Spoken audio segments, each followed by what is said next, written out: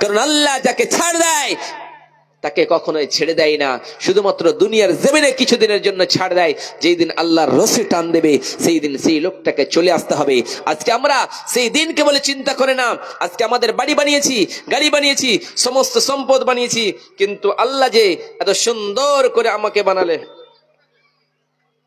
সে আল্লাহকে বলে আমরা ভুলে যাই। ওই জন্য রব্বুল আলামিন বলে দুনিয়ার মানুষেরা রে, সেই দিনের জন্য তুমি কি করলাম? তুমি তো দুনিয়া দুনিয়া করলা, তুমি তো গাড়ি গাড়ি করলা, বাড়ি বাড়ি করলা, তোমার ছেলে মেয়েদের জন্য সবকিছু করলা, কিন্তু তুমি যে একদিন কবরে যাবা সেই কবরের জন্য তুমি কি করলা বলো? ওই জন্য রব্বুল আলামিন বলেন ওয়ামাল হায়াতুদ দুনিয়া ইল্লা মাতাউল গুরুর।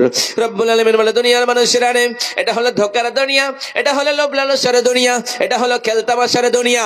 এই দুনিয়ার মহব্বতে বলে তোমরা পাগল হয়ে যেও না, এই দুনিয়াকে ভালোবেসে বেসে তোমরা শেষ করে দিও না। রব্বুল আলামিন আবার জানিয়ে দিয়ে বললেন আল্লাহাকুমুত তাকাসুর হাত্তা যুরতুমুল মাকাবির। এই দুনিয়ার মহব্বত, দুনিয়ার ভালোবাসা, দুনিয়ার প্রেম, দুনিয়ার ভালোবাসা প্রীতি তাদেরকে পাগল করে রেখেছে। যতদিন পর্যন্ত লোকগুলি কবরে না যাবে ততদিন পর্যন্ত এরা পাগল হয়ে থাকবে দুনিয়া বলে। ওই জন্য রব্বুল আলামিন দুনিয়ার মানুষেরা নেই, এই দুনিয়ার জন্য যারা কাফের, ওই কাফেরদের জন্য দুনিয়াটা হলো জান্নাত, এবং এই দুনিয়ার জমিনে যারা মুমিন তাদের জন্য হলো এই দুনিয়াটা একটা কায়দাখানা, জেলখানা। আর দুনিয়া ওয়াসিজুনুল মুমিন ওয়া জান্নাতুল লিল কাফির।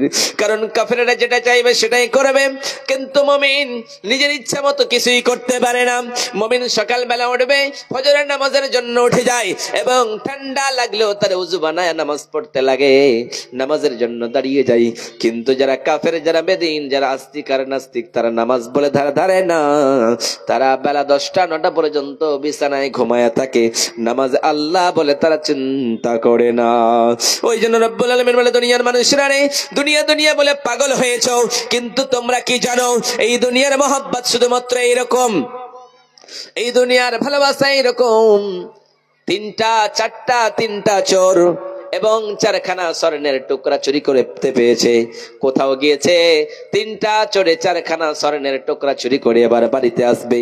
বাড়িতে আসানোর পরে এরকম রাস্তায় তারা 3জনে মিলে বুদ্ধি মিলিয়েছে, হাই রে ভাই আমরা 3জন রয়েছি এবং 4খানা স্বর্ণের টুকরা রয়েছে, 4খানা স্বর্ণ রয়েছে, আমরা কি করে ভাগ করব? আমরা কি করে বাড়ি নিয়ে যাব? বলো তো, বলো বলো। সেই সময় তাদের ভিতরে বুদ্ধি আসলো, হাই রে আমরা ভাগ করে নেব পরে, আমরা এরকম করে বাড়ি নিয়ে যাওয়া পরে, কিন্তু আমাদের যে পেট রয়েছে ওই পেটের যন্ত্রণার কারণে, খিদার কারণে যাও বাজারে গিয়ে সঙ্গে সঙ্গে কিছু নিয়ে এসো, বাজার থেকে কিছু নিয়ে এসে খাবো, তারপরে ভাগ করে নেব। একজনকে বাজারে পাঠিয়ে দিয়েছে, বাজারে পাঠানোর পরে তারা 2জনে বুদ্ধি মিলিয়েছে, হায়রে একজন তো বাজার চলে গিয়েছে, আমরা 2জন রয়েছি, 2 বন্ধু, এই 2 বন্ধু যদি ওই বন্ধুকে মারতে পারি তাহলে ওই বন্ধু মরে যাবে, আমরা 2 খান করে ভাগ করে নেব। আবার যে রুটি বিক্রি কিনতে গিয়েছে, যে বাজারে ক্রয় করতে গিয়েছে খাওয়ার জিনিস, সেই লোকটা মনে মনে চিন্তা করে, হায় রে ওই লোক 2টাকে যদি মারতে পারে, ওই 2 বন্ধুকে যদি মেরে দিতে পারি তাহলে সমস্ত সম্পদগুলি আমার হয়ে যাবে। এইরকম করে ওরাও বুদ্ধি বানিয়েছে, ওই লোকটাও বুদ্ধি বানিয়েছে। বুদ্ধি বানানোর পরে এবার ওই লোকটা লুটি মিশবা খাইয়ে দিয়েছে, বীজ যখন মাখিয়ে দিয়েছে, রুটি রেখেছে, এবারে এই 2 বন্ধু মিলিয়েছে, হায় রে আমার ওই বন্ধু যখন আসবে তারা এইরকম করে চাকু দিয়ে মেরে ফেলে দিব, ওই লোক মরে যাবে, আমরা 2জন খেয়ে নেব। এইরকম করে করে তারা বুদ্ধি মিলালো, কিন্তু তারা 3জনে দুনিয়া থেকে বিদায় হয়ে গেল, কিন্তু ওই স্বর্ণের টুকরা কেউ পেয়ে যায় নাই। কারণ দুনিয়া বলে যারা পাগল, যারা দুনিয়ার মহব্বত বলে পাগল, এই দুনিয়ার ভালোবাসা বলে পাগল, দুনিয়া তাদেরকে ফাঁকি দিয়ে চলে যাবে। ওয়ামাল হায়াতুদ দুনিয়া ইল্লা মাতাউল গুরুর। তোমরা মনে করে এটা ভালো দুনিয়া, কিন্তু ভালো দুনিয়া নয়, এটা হলো ভোগের দুনিয়া, এটা হলো লোভ লালসার দুনিয়া, এটা হলো খেলতামাশার দুনিয়া।